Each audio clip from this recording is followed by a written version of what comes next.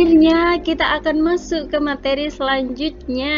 Oke, tentang apa hari ini? Nah, kita akan membahaskan tentang edupreneurship.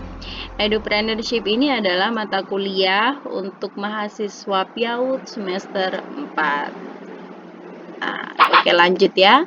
Edupreneurship ini secara sederhana dia adalah gabungan dua kata ya Ibu Mbak, yaitu education dan entrepreneurship.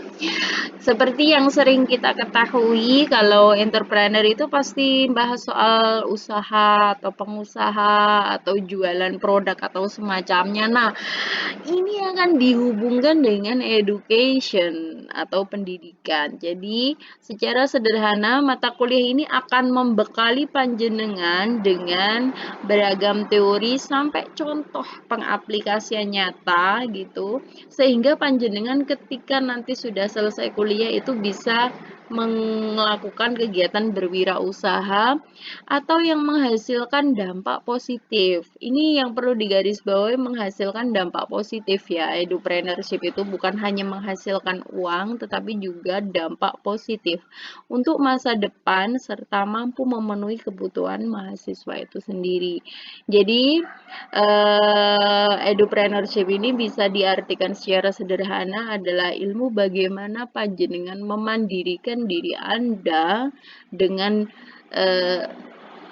skill atau keterampilan yang Anda miliki di bidang pendidikan, dan itu bisa panjenengan jadikan sebagai ladang usaha yang bisa diambil manfaatnya, seperti itu. Oke, itu tentang edupreneurship secara sekilas.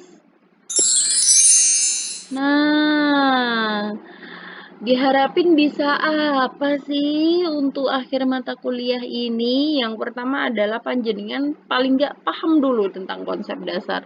Terus kemudian mulai merintis usaha baru, panjenengan bisa memahami organisasi dan manajemen usaha, terus kemudian produk dan penentuan harga jual. Ini ibarat kalau panjenengan ada di lembaga pendidikan, pasti mahasiswa atau peserta didik Anda kan itu ada SPP.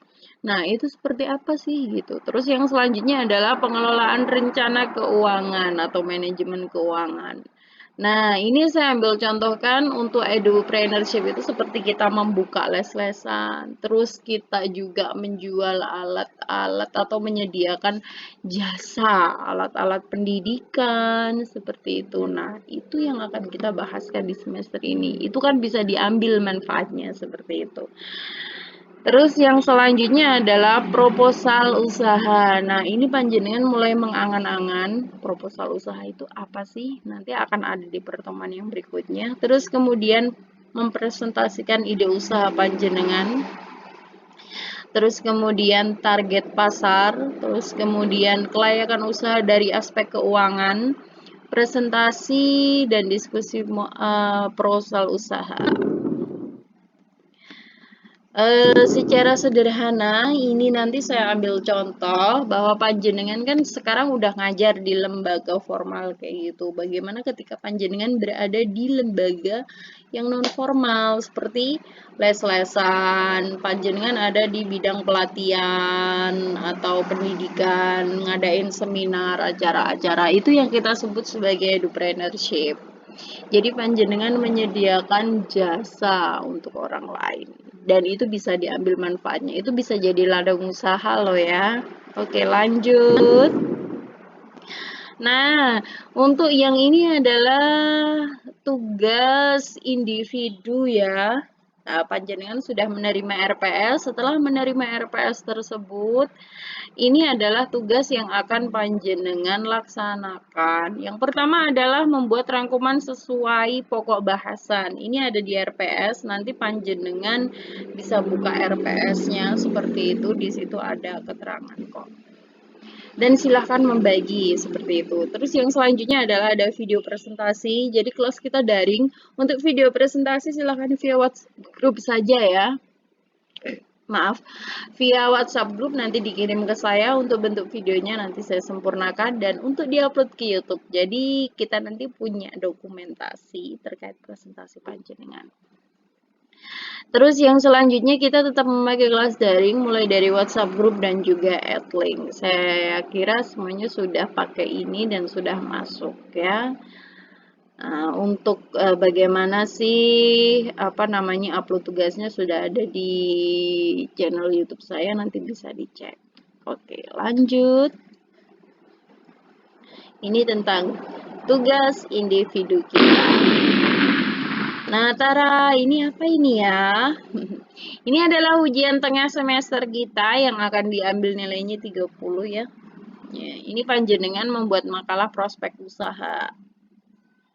Makalah ini saya yakin nggak langsung sempurna, tapi ini adalah ide kreatif panjenengan. Saya membuat catatan untuk makalah prospek usaha panjenengan adalah tidak boleh bersumber dari www gitu. Terus yang selanjutnya ini bersumber dari ide kreatif dan kreasi kreatif. Nah, yang perlu saya sampaikan juga ini adalah formatnya sesuai yang telah ditentukan. Oke, itu untuk UTS kita. Nah, ujian akhir semester, Tara, ini pasti yang ditunggu-tunggu ya. Ujian akhir semester kita berbentuk apa sih, Bu? Gitu. Nah, Tara, nah ini adalah ujian akhir semester untuk panjenengan semua, Ibu, Mbak. Yang pertama adalah proposal prospek berbasis ide kreatif. Dari tugas UTS tadi bisa nanti langsung disempurnakan untuk UAS. Seperti itu. Terus formatnya sudah ditentukan. Nah, untuk ini ide kreatif di bidang pendidikan ya. Jadi, saya perlu menyampaikan di sini bahwa pendidikan itu adalah pelayanan bidang jasa. Jadi, nanti kalau Ibu punya ide itu seperti, saya ambil contoh membuka les-lesan, pasti itu ada budget, ada keuangan juga, ada ide kreatif di situ. Terus yang selanjutnya adalah memberikan pelatihan. Kalau di PAUD misalkan pelatihan mewarnai, misalkan seperti itu. Atau untuk orang tua wali murid tentang parenting. Nah, itu adalah pelatihan dan juga pendidikan seperti itu. Itu bisa dijadikan ladang usaha sebenarnya seperti itu. Namun di mata kuliah ini itu akan dikemas lebih menarik lagi sehingga kita bisa menentukan pasar gitu. Seperti itu. Walaupun saya yakin Ibu Mbak sudah cukup riwah atau cukup banyak tugas di lembaga formal, tapi edupreneurship ini adalah sebagai tambahan untuk memberi warna daripada apa yang kita sebut pendidikan formal itu sendiri. Kalau ngajar cuma ngajar gitu, cuma menyampaikan kan kadang juga terasa kurang lengkap seperti itu. Edupreneurship juga seperti menyediakan alat-alat pendidikan, mulai dari misalkan sarana prasarana, alat peraga edukatif. Nah, itu adalah juga termasuk ide-ide kreatif. Nah, saya berharap Ibu Mbak punya ide-ide itu untuk mengembangkan bagaimana supaya pendidikan formal yang sudah panjenengan tekuni sekarang itu menjadi lebih lengkap, lebih kreatif, dan punya nilai tawar yang bagus gitu dan kemanfaatannya memang luar biasa. Itu ya untuk mata kuliah edupreneurship. Silahkan kalau ada yang ingin ditanyakan disampaikan, monggo seperti itu. Boleh di via WhatsApp group atau mungkin di add link langsung atau juga bisa ke webri saya untuk pertanyaan yang belum dipahami seperti itu atau bagian-bagian daripada yang belum dipahami dari yang saya sampaikan. Dan sekian dan semangat itu ya Ibu, Mbak terkait edupreneurship. Saya berharap semester ini akan berjalan dengan sangat lancar, sangat mulus seperti itu dan menyenangkan seperti itu. Silahkan kalau ada yang ditanyakan atau belum dipahami bisa ditanyakan dan terima kasih dan tetap semangat. Oke, Ibu Mbak kita lanjut ke adlink ya. Ini adlink kita. Nah, ini adlink kita.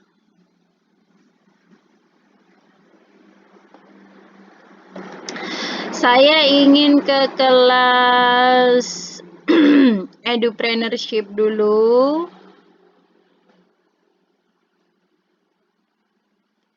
Boleh saya absen dulu ya untuk mahasiswa di kelas Edupreneurship. Yang pertama adalah Ibu Aris Masruro, Ibu Israatul Aziza, kemudian Ibu Lu'ailil Bari'ah, kemudian Ibu Nuril Lailatul Miftahul Jannah, Ibu Nurul Hidayati, Ibu Umi Khalisah, dan yang terakhir Ibu Weni Widyaning Tias. Jadi di kelas ini adalah ada 7 mahasiswa. Oke. Terima kasih ya yang udah login. Terus yang selanjutnya kita ke aktivitas pembelajaran. Nah, saya buka sesi 1 dulu ya. Ini kemarin adalah terkait pengenalan kelas dan kontrak belajar. Ini saya share di di PowerPoint yang nanti ini juga satu video dengan ini. Hari ini saya ingin memastikan itu, dan karena jumlah kita adalah jumlah kelas Edupreneurship adalah 7 mahasiswa, yang artinya untuk saat ini satu mahasiswa paling tidak mendapatkan 2 pokok kajian atau 2 bahan kajian seperti itu. Boleh saya buka dulu ya diskusi kita di ruang diskusi. Kebetulan sudah saya upload di sini RPS-nya. Mohon ditanggapi ya, ini sudah 6 hari yang lalu, tapi belum ada pembagian guys. Oke, itu untuk Edupreneurship. Boleh saya lihat untuk laporannya. Nah, ini laporan. Ternyata yang paling aktif itu adalah Bu Nurul Hidayati. Buka terus ya Bunda. Bu Aris yang sudah mendownload materi, Bu Israatul Aziza, Bu Nurul, sama Bu Umi yang sudah mendownload materi. Yang lainnya kok belum ya? Oke, ditunggu ya. Itu untuk kelas kita. Kita tetap pakai ini untuk mengupload materi diskusi kita. Dan jangan lupa untuk video presentasi kirim via WhatsApp. Oke, WhatsApp pribadi saya aja. Itu ya untuk kelas Edupreneurship. Lanjut ke sesi selanjutnya.